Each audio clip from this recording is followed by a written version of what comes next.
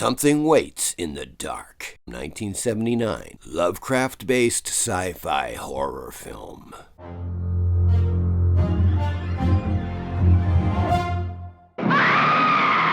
Something waits in the dark. From the icy blackness comes an unearthly, inhuman horror rising up to seek the warm blood, the soft flesh. Something waits in the dark. Something monstrous. Something evil. Something only part human, living to satisfy its unspeakable cravings and unnatural lusts. They feed on fear. They thrive on terror.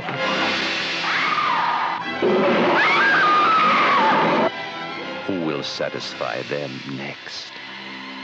If it finds you, pray.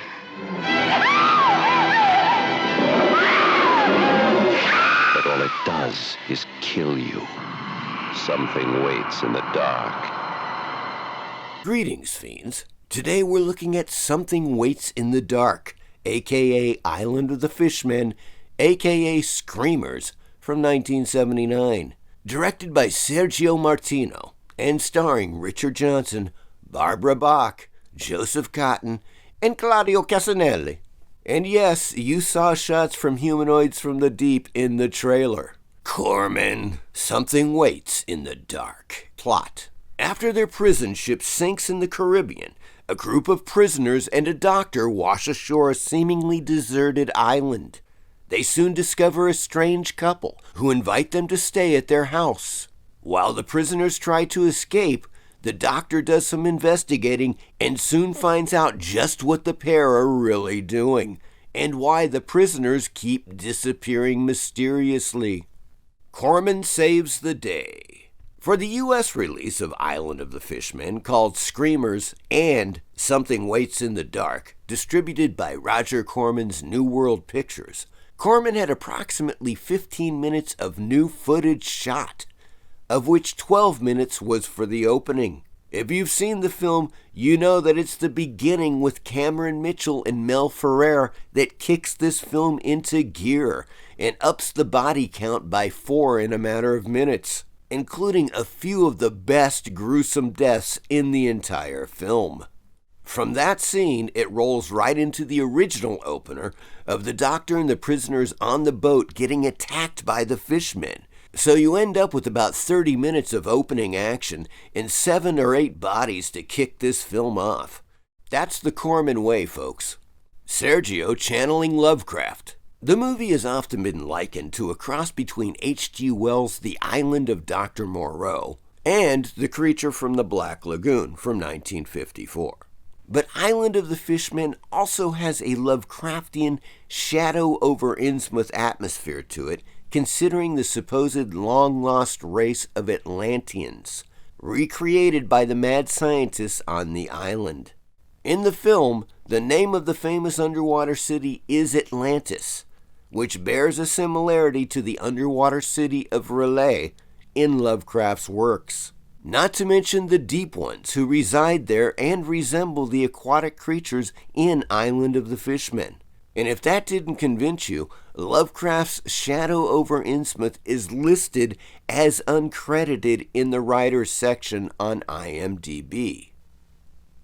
Sea Monster Cash In. Something Waits in the Dark, aka Island of the Fishmen, is one of the films in a cycle of 1970s and 80s sea monster horror movies that got made after the box office success of Jaws from 1975. Those movies include the 3 Jaws sequels, as well as Spawn of the Slithis from 1978, Piranha 1978, Tentacles from 1977, Blood Beach from 1980, Up from the Depths 1979, and Devilfish from 1984. So long and thanks for all the fishmen. Yes, there was a sequel to The Island of the Fishmen called The Fishmen and Their Queen from 1995, directed by Sergio Martino. And I'll let this reviewer explain the whole damn thing while we watch the 360p trailer, because that's all they got, folks.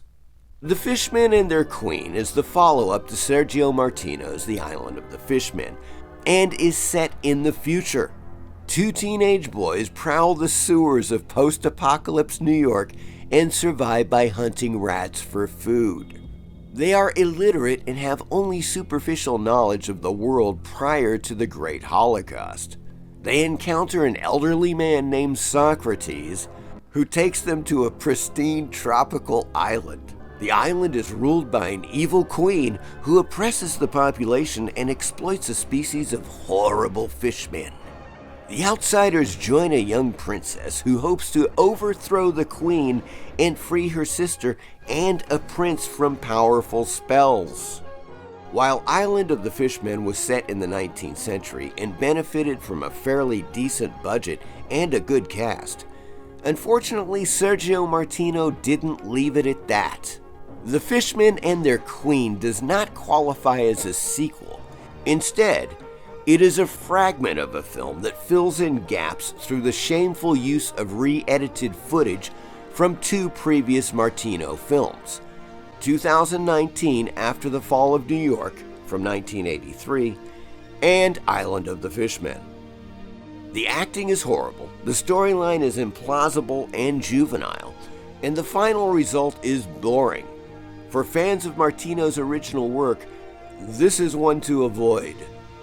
Sergio's Adventure Trilogy.